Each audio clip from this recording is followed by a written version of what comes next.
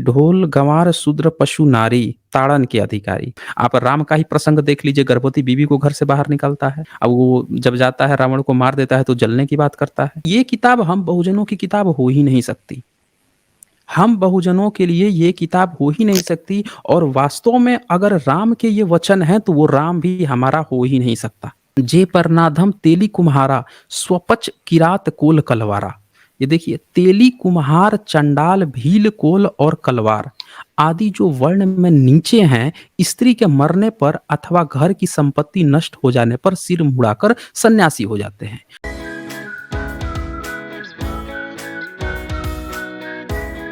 रामचरितमानस पर कि भाई रामचरितमानस पर लोग सहमत हैं या नहीं हैं।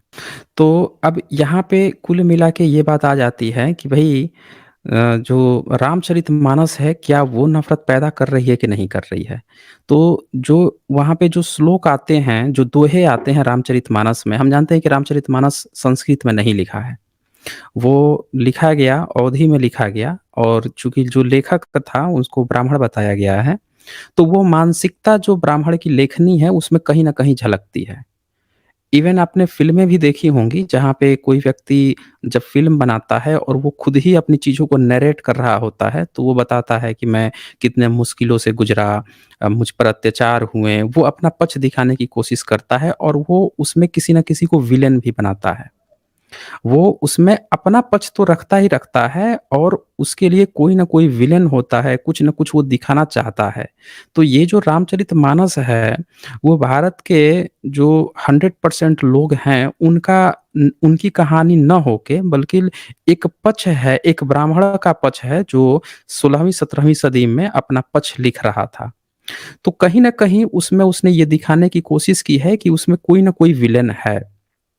तो आप पूरा रामचरितमानस पढ़ेंगे तो आपको विलेन तो नज़र आएगा। लेकिन हुआ क्या है कि जब वो लिख रहा है तो जो सामाजिक परिदृश्य है, उसकी जो सोच है, वो भी कहीं न कहीं उसमें झलक आती है। तो वहाँ पे एक जगह ये बात आती है कि ढोल गँवार शूद्र पशु नारी ताड़न के अधिकारी। उसको मैं आप लोगों को रेफ़रेंस के साथ ही दिखाता हूँ, ताकि किताब ही खोल के मैं दिखा देता हूँ, किसी को बिल्कुल भी संदेह नहीं रह जाएगा। पहले तो मैं आप लोगों को ताड़न का अधिकारी जो मतलब है, वो दिखा देता हूँ कि उसका क्या मतलब होता है, ताकि चर्चा जो है और क्लियर हो जाएगी। ये संस्कृत हिंदी डिक्शनरी है, इसमें आप देख सकते हैं अमूमन जो अवधी भाषा है, उसके भी जो शब्द हैं, वो यहीं से बनाए जाते हैं। तो ये वामन शिवराव आप्टे का है। इन्होंने इनकी किताब जो है, इनकी डिक्शनरी सबसे ज़्यादा फ़ेमस है, तो मैं यहाँ पे आपको दिखा देता हूँ। यहाँ ताड़नम लिखा हुआ है, और ये नपुंसक लिंग में इन्होंने इसको माना है, और इसका इन्होंने अनुवाद किया है मारना-पीटना हंटर। मतलब कि ताड़नम का मतलब उन्होंने बताया है मारना-पीटना। ये सबसे ज़्यादा ब्राह्मणों के द्वारा उपयोग की जाने वाली सबसे विश्वसनीय डिक्शनरी है। ये बात कहती है कि ताड़नम का मतलब मारना-पीटना हंटर होता है, और आगे इन्होंने लिखा है हंटर लगाना। हंटर लगाना मतलब आप समझते हैं चाबुक मारना। आगे ये लिखते हैं वेंत लगाना, तो और फिर आगे हंटर लिखते हैं। यानी यहाँ मार-पीट की बात आई है, कहीं भी कोई शिक्षा वगैरह की बात नहीं आई है। ये तो हुई एक डिक्शनरी। अब मैं एक दूसरी भी डिक्शनरी मैं ले आया हूँ, ये संस्कृत, हिंदी, इंग्लिश डिक्शनरी है। सूर्यकांता की है, ये बीएचयू से हैं। इन्होंने ताड़ना का क्या मतलब दिया है वो भी देख लीजिए। यहाँ ताड़न है, इन्होंने भी इसको नपुंसक लिंग कह के, और इन्होंने हिंदी में लिखा है, इसका अनुवाद किया है पीटना, सज़ा देना, आघात। इंग्लिश में लिखा है बीटिंग, स्ट्राइकिंग, हिटिंग, स्ट्रोक। तो ये आप यहाँ साफ-साफ देख पा रहे हैं कि इन्होंने साफ-साफ यहाँ पे ताड़न और दोनों जो 2 सबसे फ़ेमस डिक्शनरी है, इसमें ताड़ना का मतलब पीटना, सज़ा देना है। कहीं भी एजुकेट करना या देखना, इस तरह की कहीं कोई बात नहीं है। तो डिक्शनरी वाइज़ आपको ये बातें तो क्लियर हो गई होगी। अब यहाँ पे बात आती है कि बेसिकली रामचरितमानस में लिखा क्या हुआ है? क्योंकि जब तक वो हम नहीं देखेंगे ना, तब तक लोगों को क्लियर नहीं हो पाएगा कि वो कह क्या रहा है। तो इसीलिए मैं आप लोगों को वो भी दिखाता हूँ कि वो क्या कह रहा है, और फिर आप लोगों को थोड़ा और पिक्चर क्लियर हो जाएगी। चूँकि आप जानते हैं कि घर-घर में क्योंकि जो बहुजन समाज है, उसके घर में तो संस्कृत किताबें या वेद-वेद रखने की तो अनुमति थी नहीं। तो 1923 के करीब में एक संस्था थी गीतापुर गोरख प्रेस। उसने क्या किया कि घर-घर पहुँचाने का संकल्प लिया और ब्राह्मण बनिया गठजोड़ मिलकर हर घर में गीता प्रेस गोरखपुर बहुत सस्ते-सस्ते दामों में पहुँचाया गया। और वही सभी लोग रेफ़रेंस रेफ़रेंस मानकर और उसी से लोग पढ़ते आए, समझते आए। और चूँकि रामचरितमानस जो है वो संस्कृत में नहीं लिखा था, तो ये बहुत आसान था कि लोग उसको अपने घरों में रख सकें क्योंकि संस्कृत उनको पढ़ने का अधिकार नहीं था, तो अवधी तो पढ़ सकते थे। तो इसीलिए मैं उसी का जो सबसे विश्वसनीय है, जो घर-घर में मिलता है, उसी का रेफ़रेंस दिखा रहा हूँ। ये आप यहाँ पे देख पा रहे हैं, ये गीता प्रेस गोरखपुर का ये किताब है।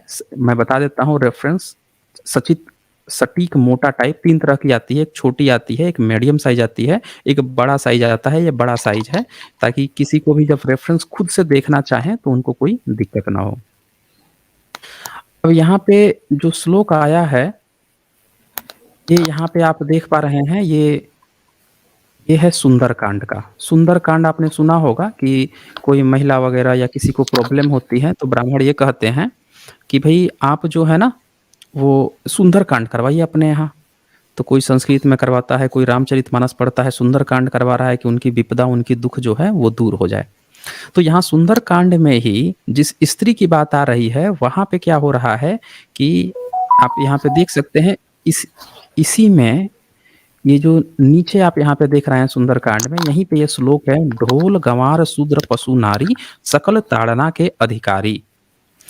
अब अब यहाँ पे आप लोगों को एक बात तो साफ-साफ क्लियर हो गई होगी कि यहाँ पे क्या बात चल रही है कि ढोल की बात आई है, गँवार की बात आई है, शूद्र की भी बात आई है, अब पशु की भी बात आई है, नारी की बात आई है, पर जो वर्ण व्यवस्था है, ब्राह्मण, क्षत्रिय, वैश्य, शूद्र, उस चारों में से सिर्फ़ यहाँ शूद्र की चर्चा हुई है। जी, और शूद्र आप किसी की चर्चा करते हैं, तो उसके साथ आप किस चीज़ की तुलना कर रहे हैं? तो शूद्र के साथ किसकी तुलना की गई है? तो नारी की भी तुलना की गई है। क्योंकि नारी को माना गया है कि वो भी शूद्र ही है। पढ़ने-लिखने का अधिकार नहीं था, उसको बिल्कुल पढ़ने का अधिकार नहीं था, पूरे मनुस्मृति में शूद्र और नारी को पढ़ने का अधिकार नहीं दिया गया। तो यहाँ तुलना जो है बड़ी मैच बैठ रही है शूद्र और नारी की। अच्छा, दूसरी बात क्या है कि इन दोनों की तुलना जो है वो साथ में पशु से भी कर दी गई है। पशु जो है, जो जिसको आप जानवर कहते हैं, लोग कहते हैं कि जब कोई लड़ाई झगड़ा हो जाता है और कोई बहुत परेशान करता है तो तुम जानवर हो क्या? जानवर जैसा बिहेव कर रहे हो? मतलब एक खराब तुलना, मतलब एक असभ्य इंसान की तुलना। वे इसलिए इन दोनों के बीच में पशु भी ला दिया गया है कि इनकी तुलना पशु से हो रही है, जानवर से। और तो और, उससे पहले गँवार भी लगा दिया गया है। यानी कि जो सबसे गँवार होता है, बेवकूफ़ होता है, आप कहते हो ना तुम गधा हो क्या? तुम घोड़ा हो क्या? ऐसे लोग कहते हैं ना, तुलना करते हैं। जी, जी। फिर उसमें कहते हैं तुम बड़े दुष्ट हो। तो ये यहाँ पे आप देखें कि गँवार भी कहा गया है कि तुम धूर्त हो, दुष्ट हो, पशु हो, जानवर हो, शूद्र हो, नारी हो, ऐसे कहा गया है। ये तुलनात्मक चीज़ें आप कंपेयर कर सकते हैं, सर क्योंकि यहाँ एक पे चीज़ ब्राह्मण, क्षत्रिय, सर वैश्य की बात नहीं आई है। जी, जी, बोलें। जी, मैं यहाँ पे कहना चाहूँगा मैंने काफ़ी बार देखा है कि इस दोहे में जो शूद्र का जो लिखावट है सर जो दंती स हुँ। में है और शूद्र का जो असली लिखावट होता है वो तलावी स में होता है। तो काफ़ी लोग ये कोट करते हैं कि इस शूद्र का मतलब कुछ और होता है और उस शूद्र का मतलब कुछ और होता है। थोड़ा इस पे क्लियर करें सर। नहीं, नहीं, यहाँ पे एक चीज़ आप क्लियर देख सकते हैं कि यहाँ पे जो शूद्र है, इसको जब जी, हिंदी अनुवाद किया गया है तो शूद्र ही लिखा गया है। एक चूँकि उस समय जब तुलसीदास था तो तलाब्य स का प्रयोग जो नॉर्थ वेल्ट है या भारत में बहुत कम होता था। तलाब्य स जो है पाली भाषा में आज भी तलाब्य स का प्रयोग बहुत कम है और वो भी बाद में जोड़ा गया है। पहले तो सीधे-सीधे स ही होता था, तभी तो आज भी पूरे भारत के लोगों को तलाब्य स का उच्चारण में दिक्कत आती है। कोई भी उच्चारण जो है आप पूरे बिहार में चले जाइए, बंगाल में चले जाइए, वो कभी भी शिक्षा को शिक्षा बोलेंगे। वो स, छ, त्र, ज्ञ इसका उच्चारण जो है कंप्लीटली नहीं करते हैं क्योंकि ये पाया ही नहीं जाता था। तो जब तुलसी भी लिख रहा था, वो भी इसी बेल्ट का था और इसी कारण से यूपी बेल्ट का था और इसी कारण से वो भी तालव्य स की जगह ये नॉर्मल जो दंती स होता है, जो पाली वाला होता है, वही प्रयोग किया है।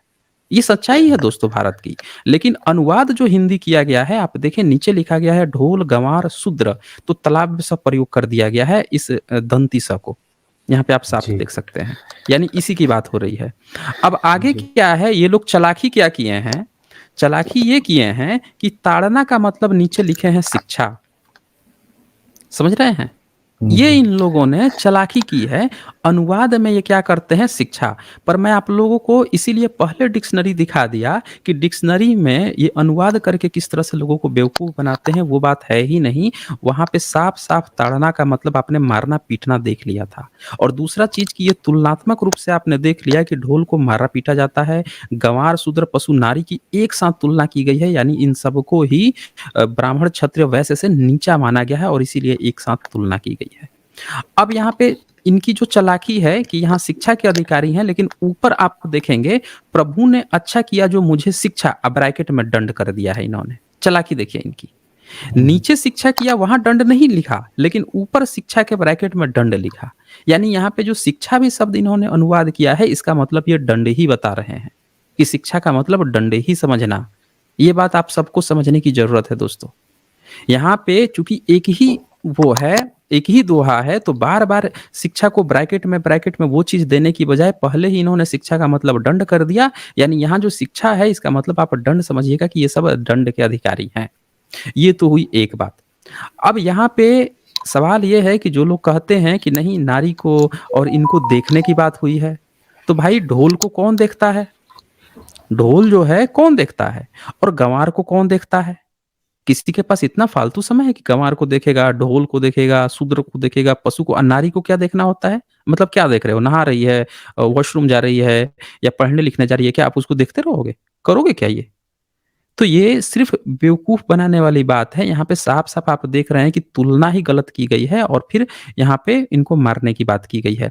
अब ये तो एक बात हुई, अब प्रसंग क्या है ये समझिए। कुछ लोगों का क्या कहना है कि भई आप जो है ना प्रसंग इसका क्या है वो देखिए। संग सुंदरकांड है। चल क्या रहा है कि जो समुद्र है, समुद्र जो है वो ब्राह्मण बन के आया है। ये ऊपर वाला आप यहाँ पे सबसे देख सकते हैं यहाँ पे मकर उरग झग गन अकुलाने जरत जंतु जलनिधि जब जाने। कनक थार भरी मणिगन नाना विप्र रूप आयहु तजिमाना। यानी कि मगर सांप और मछलियां समूह व्याकुल हो गए जब समुद्रों ने जीवों को जलते जाना, जब सोने के थाल में अनेक मणियों को भर कर अभिमान छोड़कर वह ब्राह्मण के रूप में आया।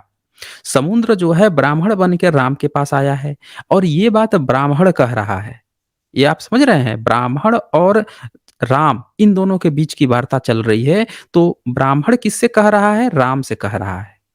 ये बहुत अच्छे से आपको समझने की ज़रूरत है कि प्रसंग क्या है। समुद्र पर गए हैं, पुल बनाना है और राम और ब्राह्मण के बीच में चर्चा चल रही है। समुद्र साफ-साफ लिखा है कि ब्राह्मण बन के आया है। अब यहाँ पे वो क्या कहता है कि ये जो औरतें होती हैं ना, वो यहाँ पे ये बोल रहा है कि जो औरतें होती हैं, वो ताड़ना के ढोल, गँवार जैसे होते हैं, शूद्र पशु होते हैं ना, ये सब दंड के अधिकारी होते हैं। ये बात वो कह रहा है क्षत्रिय से। सवाल ये है कि जब 2 लोगों के बीच में बात हो रही है कि भई एक क्षत्रिय के बीच में बात हो रही है, एक ब्राह्मण के बीच में, तो तुम दोनों का झगड़ा है ना। तुम दोनों के बीच का झगड़ा है, तुम कह रहे हो कि भई पुल बनाना है, वो कह रहा है कि नहीं हम कुछ आपसे बात करेंगे पहले तब पुल बनेगा। तो तुम दोनों के बीच का झगड़ा है तो यहाँ नारी को और शूद्र को और पशु को और गँवार को और ढोल पीटने की क्यों बात चल रही है? इससे पता चलता है कि जो लेखक है, लिख तो रहा है लेकिन उसके अंदर जो है नारी के प्रति, शूद्र के प्रति वो झलक रही है, नफ़रत भरी हुई है। वो बहुत ज़्यादा नफ़रती है। बात क्षत्रिय और ब्राह्मण की करा रहा है और ब्राह्मण के मुख से क्षत्रिय को अक्ल दिलवा रहा है कि जहाँ भी शूद्र देखो उनको ताड़ना देना, मारना, स्त्री को भी मारने की ज़रूरत है और यही कारण है कि जो भी भारत में जिनको क्षत्रिय बताया गया, उन्होंने ही अपनी बच्चियों का गला दबा दिया। लड़की होने से वो डरते थे। आप राजस्थान में देख लीजिए बच्ची जन्म लेती थी, उसको नमक खिला के मार देते थे।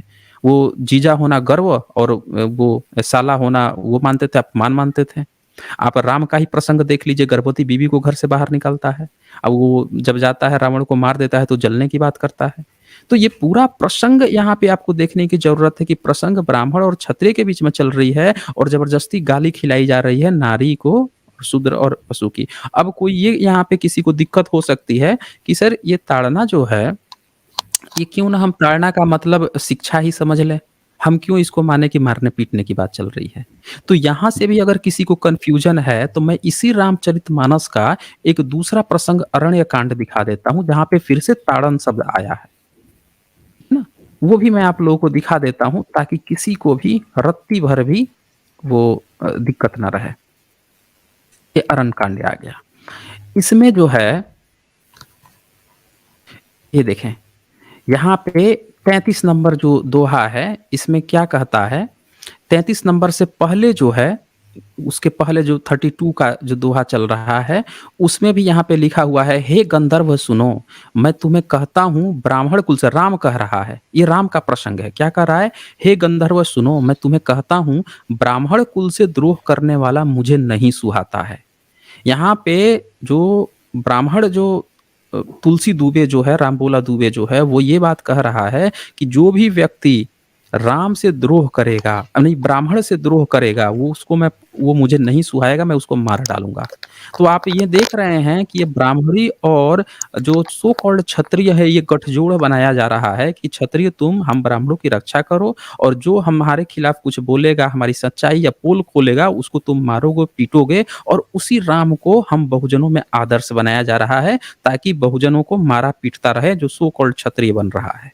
ये पूरा का एक षड्यंत्र किताब है, जो कह रहे हैं कि नफ़रत फैलाती है। यहाँ से साफ-साफ झलकता है कि राम के मुँह से कहा जा रहा है कि भारत में जितने भी, चाहे अंत्यज हों, चाहे क्षत्रिय हों, वैश्य, शूद्र, कोई भी हो, अगर वो ब्राह्मण के खिलाफ बोलेगा, तो राम नाम का जो किरदार जिसको भगवान बनाया गया है, वो क्या करेगा उसको? वो बिल्कुल उसको नहीं सुहाएगा, उस पर गुस्सा हो जाएगा, उसकी मार सकता है। आगे 33 नंबर में क्या लिखा है? राम क्या बोलता है आगे? "मन, वचन और कर्म से कपट छोड़कर जो भूदेव ब्राह्मणों की सेवा करता है, मुझ मुझ समेत ब्रह्मा, शिव आदि सब देवता उसके वश में हो जाते हैं।" तो ये यहाँ पे राम के मुँह से ये कहलवाया है, वो जो ब्राह्मण तुलसी जो अपना पक्ष लिख रहा है, अपनी बात रख रहा है, वो ये कह रहा है कि हम ब्राह्मणों को, क्योंकि उसको उसको खुद इज़्ज़त नहीं मिल रही थी, उसको संस्कृत आती नहीं थी, संस्कृत में लिख नहीं पाता था, तो ब्राह्मण ही उसको परेशान करते थे, तो वो अपने वो लेने के लिए, इज़्ज़त लेने के लिए यहाँ पे क्या लिख रहा है, राम से कहलवा रहा है कि मन, वचन, कर्म, कपट छोड़कर जो भी ब्राह्मण की सेवा करता है, मतलब चाहे शूद्र ही क्यों ना हो, कोई भी हो, अगर वो ब्राह्मण की सेवा करता है, तो सारे देवता जो हैं उसके वश में हो जाते हैं। आज तक हुए हैं? इतने एससी, एसटी, ओबीसी हैं, हुए हैं आपके वश में? ये बात यहाँ पे लिखा हुआ है। और 33 में ही अगला में यहाँ पे मेन बात है, जब ताड़न का मतलब आया है। ऊपर देखिए, "सापत ताड़त परुष कहंता", ये लिखा है ना, यहाँ ताड़त। अब ये ताड़त का यहाँ साफ-साफ मतलब लिखा हुआ है मारता हुआ। आप देख सकते हैं हिंदी में, हिंदी अनुवाद, साप देता हुआ, मारता हुआ। मारता हुआ मतलब ऊपर सापत यानी साप देता हुआ, और ताड़त यानी मारता हुआ। तो जिनको भी ये बात अगर किसी को वहाँ पे, जब इन्होंने अनुवाद में वहाँ धूर्तता की, जानबूझकर शिक्षा लिखा और ऊपर वाले में दंड लिखा, ताकि लोग कन्फ्यूज़ हों। तो यहाँ पे इसी रामचरितमानस में आप देख सकते हैं, राम खुद यहाँ पे कह रहा है, "सापत ताड़त परुष कहंता", यानी साप देता हुआ, मारता हुआ और कठोर वचन कहता हुआ भी ब्राह्मण पूजनीय है। वो कितना भी धूर्त हो ब्राह्मण, ये राम के मुँह से कहलाया गया है। जो लोग कह रहे हैं ना नफ़रत फैलाता है, ये नफ़रत होती है दोस्तों। जिसको हमें ईश्वर बताया जा रहा है कि इस ईश्वर को आपको मानना ही होगा, ये बड़ी पवित्र किताब है, सौहार्द किताब है। वो राम, वो भगवान क्या कह रहा है कि साप देता हुआ, अगर श्राप भी आपको दे रहा है कि तुम्हारा खानदान मर जाएगा, तुम मर जाओगे, तुम्हारा नाश हो जाएगा, तुमको मार भी रहा है, पीट रहा है, मार-मार के अधमरा कर दिया, तुमको खूब कठोर गंदी-गंदी गालियाँ दे रहा है, फिर भी वो ब्राह्मण पूजनीय है। ये बात कौन कह रहा है? राम के मुँह से कहलवाया एक ब्राह्मण।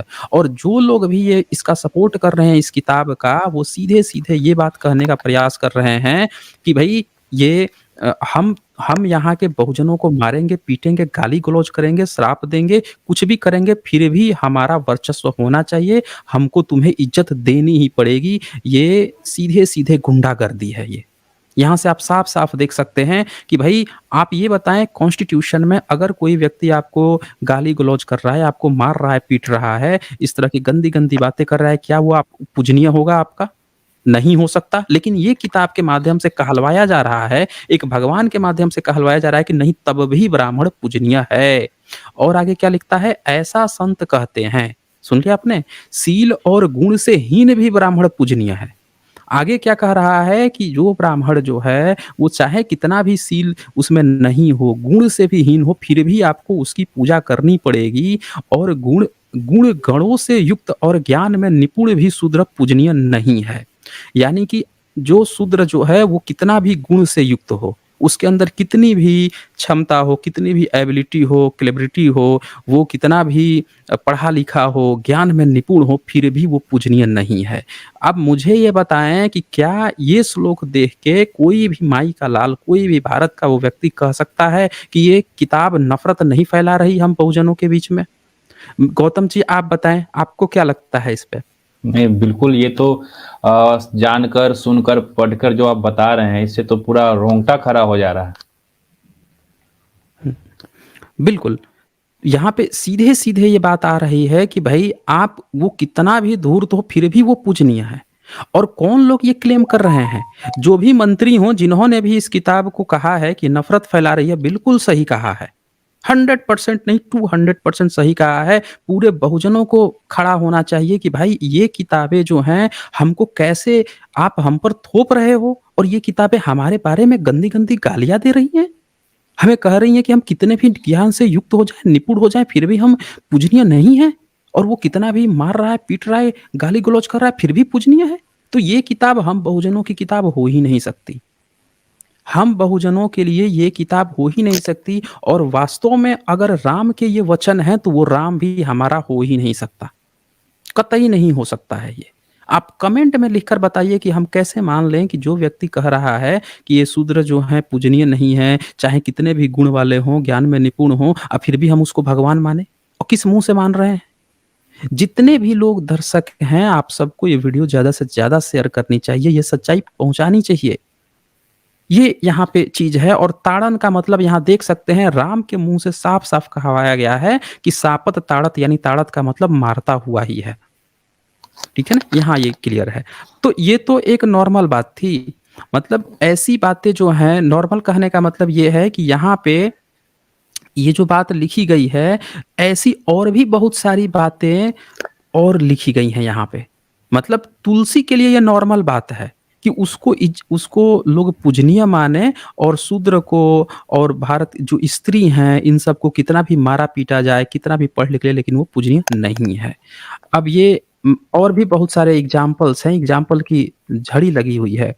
यहाँ पे आप ये देख सकते हैं, जाति-पाति, कुल, धर्म, पढ़ाई, धन, बल, कुटुंब, गुण, चतुरता इन सब के होने पर भी भक्ति से रहित मनुष्य कैसा लगता है, जैसे जलहीन बादल दिखाई पड़ता है। ये बहुत सी बातें जो हैं, मैं आप लोगों को और कुछ दिखा देता हूँ।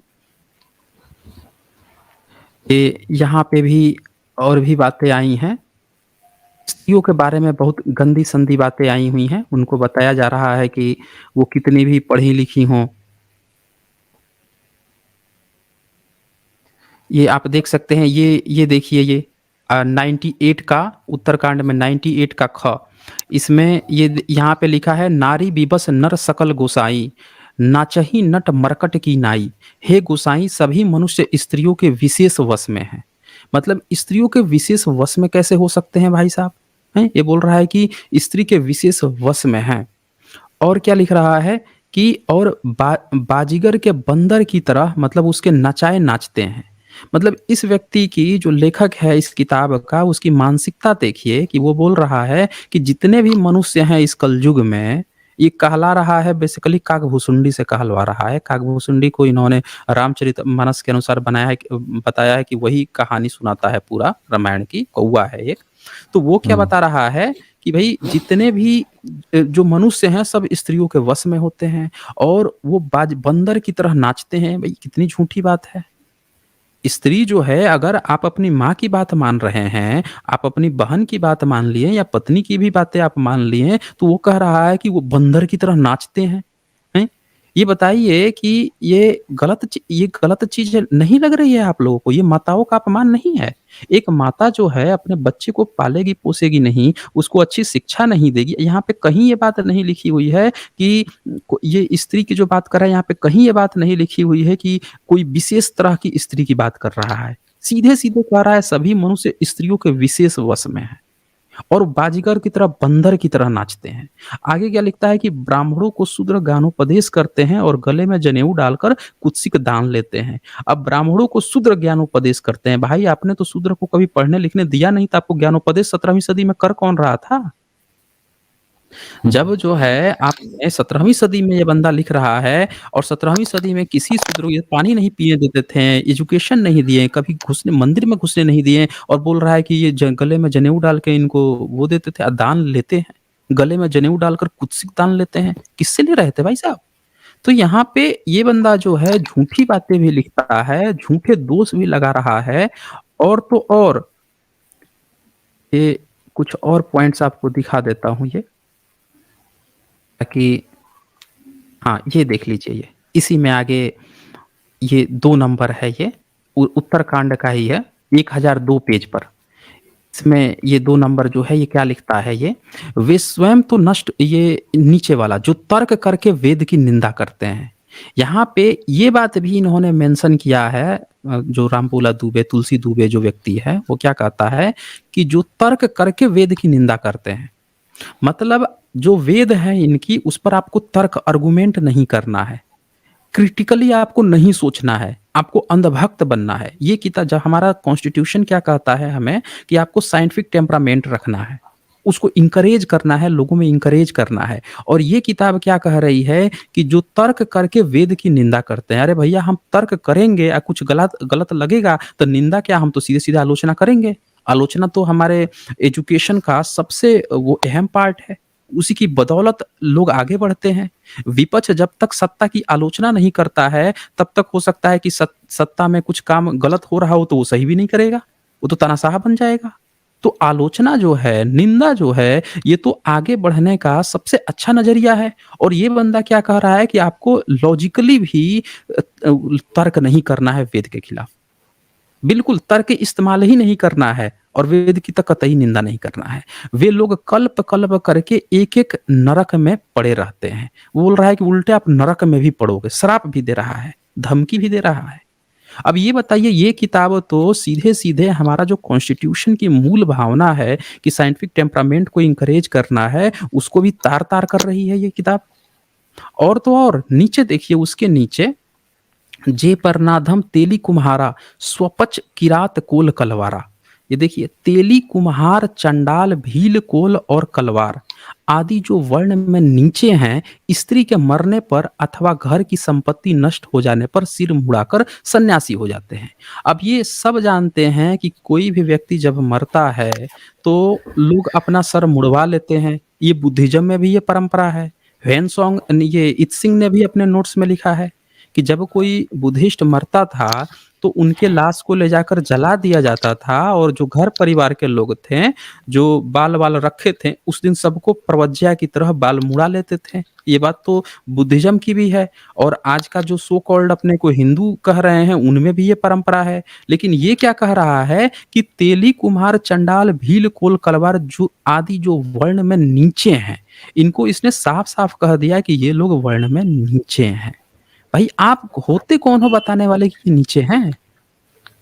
एक शब्द एक बार भी इन्होंने भारत के जो ये मूल लोग हैं, इनके बारे में कोई अच्छी बात नहीं है और क्या कह रहे हैं कि ब्राह्मण कितना भी खराब हो जाए, मारे-पीटे, गाली-गलौज करे, फिर भी उसको आप पूजनीय है और इनको तो ऐसे भी नीचे ही बता दिया। भैया आप होते कौन हो? तेली देख लीजिए, तेली सबसे बड़े पुजारी बने फिर रहे हैं।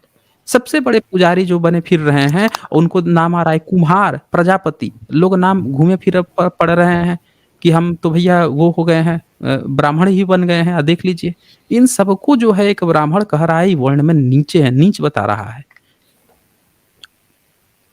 और क्या कह रहा है सिर मुड़ाकर सन्यासी हो जाते हैं। तो सन्यासी तो होंगे ना मतलब ये कह रहा है कि ये लोग सन्यासी हो जाते हैं यानी सब चीज़ छोड़-छाड़ के पहले सन्यासी कौन होता था? बुद्ध मार्ग को अपनाते थे, प्रवजित लोग हो जाते थे। यही तो होता था, घर-द्वार छोड़-छाड़ के लोग गए, तो या तो प्रवजित हो गए, नाथ परंपरा में चले गए, उत्तरवर्ती बुद्धिज़्म में चले गए, जिसको लोग कहते थे जोगी हो गए हैं, जोगी हो गए हैं, ये लोग करते थे। अब ये कह रहे हैं कि ये लोग सन्यासी हो गए, तो इसको इस बात की भी चिढ़ है कि कोई तेली, कुम्हार, चंडाल, भील, कोल, कलवार जो वर्ण में नीचे हैं, वो सन्यासी ना बन जाए। इनकी सबसे बड़ी चिंता यहाँ पे है कि वो सन्यासी ना बन जाए, क्योंकि जब सन्यासी बन जाएगा तो ये क्या कह रहा है, उसका नीचे वाला आप श्लोक देखिए, वो लिख रहा है कि वे अपने को ब्राह्मणों से पूजवाते हैं। अरे भैया, तो जब सन्यासी हो गया, जंगल में चल गया, सब चीज नष्ट हो गया, तो पूजवा थोड़े रहा है वो। जो पूजेगा वो ना जाके उसको पूज रहा है, तो ये कह रहे हैं वो अपने को ब्राह्मणों से पूजवाता है। भैया, ब्राह्मण पूज ही देगा उसको, तो उसमें सन्यासी की क्या गलती है? तो क्या कह रहा है कि अपने को ब्राह्मणों से पूजवाते हैं और अपने हाथों दोनों लोक नष्ट करते हैं। तो भैया, वो अपना लोक नष्ट कर रहा है, तो तुम पूज क्यों रहे हो? अपने ब्राह्मणों को समझाना चाहिए आपको कि तुम क्यों पूज रहे हो उसको। और देखिए क्या लिखता है कि ब्राह्मण अपढ़, लोभी, कामी, आचारहीन, मूर्ख और नीची जाति की व्यभिचारिणी स्त्रियों के स्वामी होते हैं। अब ये कह रहा है कि ब्राह्मण जो है कलयुग में, काकभूषुंडी ये बता रहा है कि कलयुग में ब्राह्मण जो है अनपढ़ हो जाता है, लोभी भी हो जाता है, कामी भी हो जाता है, आचारहीन भी हो जाता है, मूर्ख और नीची जाति की जो व्यभिचारिणी, व्यभिचारिणी शब्द नहीं है, इन्होंने जानबूझ के डाला है, क्योंकि यहाँ से इनकी पोल खुल रही है। ऊपर लिखा है ना, निराचार सठ वृषली स्वामी। यहाँ वृषली का मतलब अछूत होता है, जिनको नीची जाति जो बोलते हैं वो होता है। लेकिन यहाँ पे इसने क्या लिखा, नीची जाति तो लिखा, अब ब्रैकेट में खुद से व्यभिचारिणी लिख दिया, ताकि इनकी जो अनुवादक लोग हैं, इनकी पोल ना खुल जाए कि स्त्रियों के प्रति जो है वो कितना जहर रखता था, जो तुलसी दुबे जो था उसके मन में कितनी वो है, क्या कह रहा है कि नीची जाति की जितनी भी स्त्रियाँ होती हैं, इन सब के ही स्वामी होते हैं कौन? तब ब्राह्मण, अनपढ़ होते हैं और कामी, आचारहीन। तो भैया, जब इतना होते ही हैं कलयुग में, ये बात जब कह रहे हो, तो क्यों वहाँ पे बोल रहे थे कि फिर भी वो पूजनीय है? यहाँ पे दोनों बात समझिए, ये बोल रहा है कि कलयुग में ब्राह्मण जो है ऐसा-ऐसा है, आप फिर भी कह रहा है कि ये पूजनीय है। समझ रहे हैं? इस चीज़ को जी। सबको समझना होगा कि ये एक्सेप्ट करने के बाद भी कि ये धूर्त हैं, फिर भी आपको वो पूज्य हैं, ये बात आपको ये कह रहा है। फिर और तो और, ये नीचे इसको इस बात की भी दिक्कत है कि शूद्र नाना प्रकार के जप, तप और व्रत करते हैं। इसमें भी इनको दिक्कत है कि भैया, शूद्र है तो उसको जप, तप, व्रत करने का अधिकार नहीं है, तथा ऊँचे आसन पर बैठकर पुराण कहते हैं। 1 मिनट।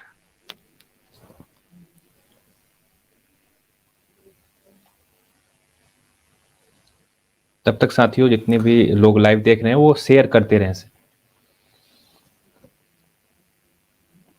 तो यहाँ पे आप ये भी देख रहे हैं कि इनको इस बात की भी दिक्कत है कि जो शूद्र है, वो ऊँचा स्थान पर भी, यानी व्यास गद्दी पर भी नहीं बैठना चाहिए।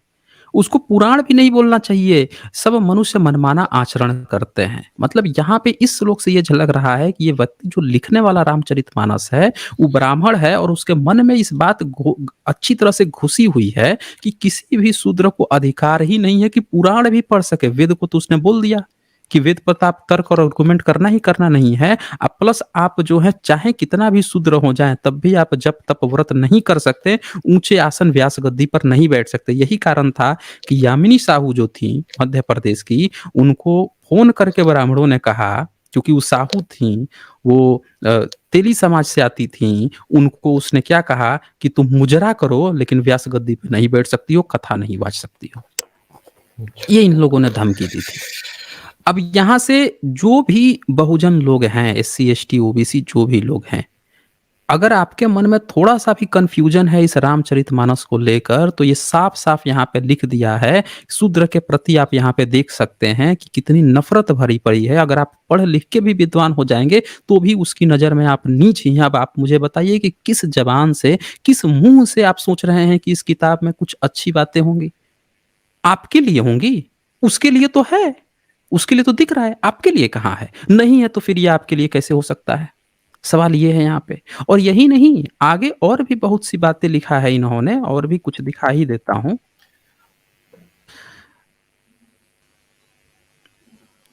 ये इतने स्पष्ट तरीके से इतने विवादित चीज़ों को लिखा गया है, जिसको अगर देखा जाए तो सुनकर मतलब क्या कहा जाए, लेकिन फिर भी आज एक बयान आया है उन लोगों की तरफ से जो इसके अनुयायी हैं, जो उनको लगता है ये हमारा पवित्र ग्रंथ है, वो कह रहे हैं कि जो बिहार के शिक्षा मंत्री चंद्रशेखर का जेब काट कर लाएगा तो हम 10 लाख रुपया देंगे। इतने ये कैसे क्रूर हो सकते हैं?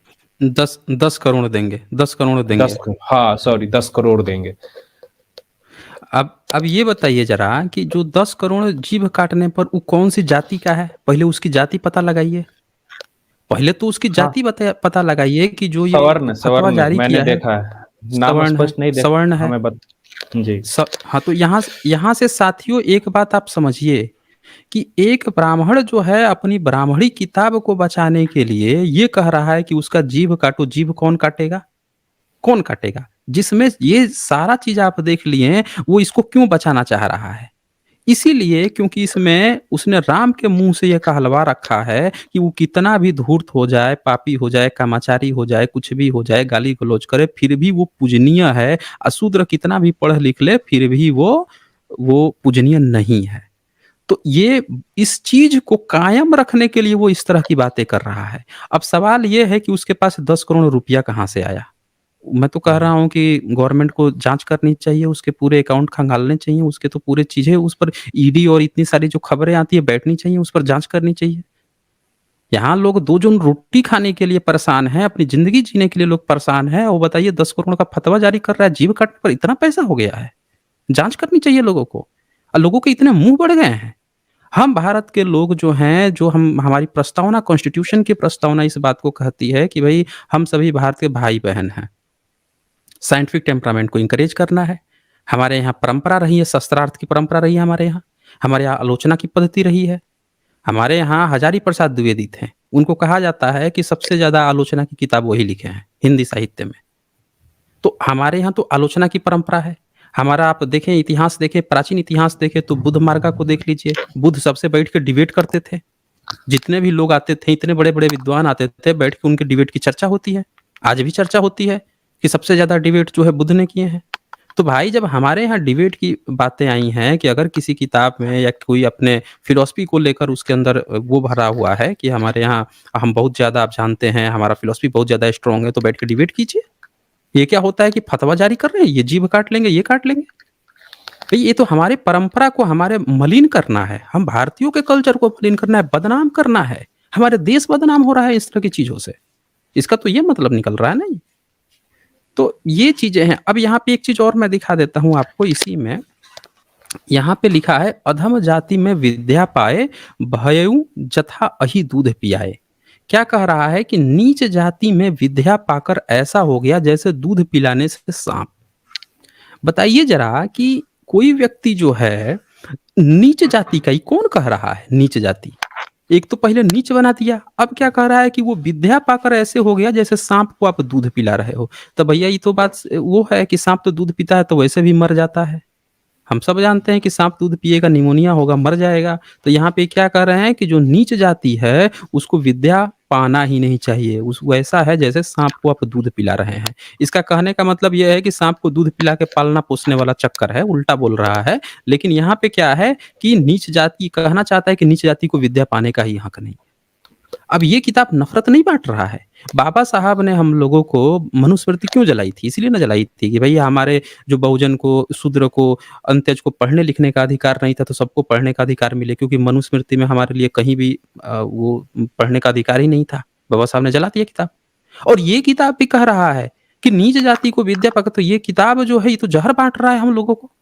भाई हमारे कॉन्स्टिट्यूशन के अगेंस्ट में बात कर रहा है। ये हमारे शिक्षा को रोकने की बात कर रहा है। हम लोग को साँप बोल रहा है कि साँप हम लोग अगर पढ़ लिख लिए हैं, तो ये हम लोगों को साँप की तरह दूध पिला के ज़हर वाली बात कर रहा है ये, हम लोगों से। इतनी इतनी नफ़रती किताब है ये। और ये बोल रहे हैं कि इससे नफ़रत बढ़ रहा है, किताब खोल के दिखा दिए तो। हम कह रहे हैं कि ऐसी किताबें जो हैं, जो नफ़रत बाँट रही है, गवर्नमेंट को इस पर बैन कर देना चाहिए। ये हम भारतीयों का अपमान है, हमारे कॉन्स्टिट्यूशन का अपमान है कि ऐसी किताबें हम लोगों के प्रति इस तरह से इतनी भयंकर ये रोक देंगे हम लोग को एजुकेशन से।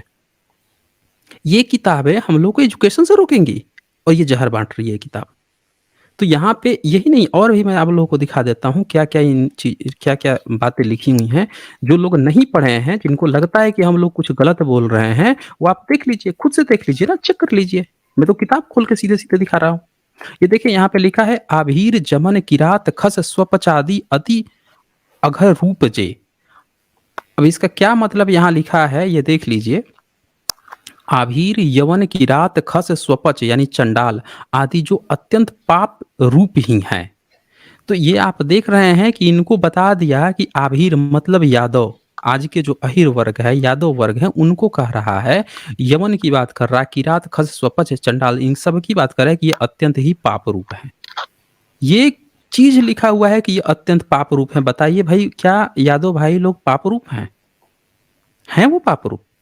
और किसी व्यक्ति को अगर लगता है कि भाई ये चीज़ यहाँ पे तुलसी ने कह दिया है, ये चीज़ नहीं, तो मैं कह रहा हूँ कि तो फिर उसको तो ब्राह्मण को पूजनीय नहीं बोलना चाहिए था।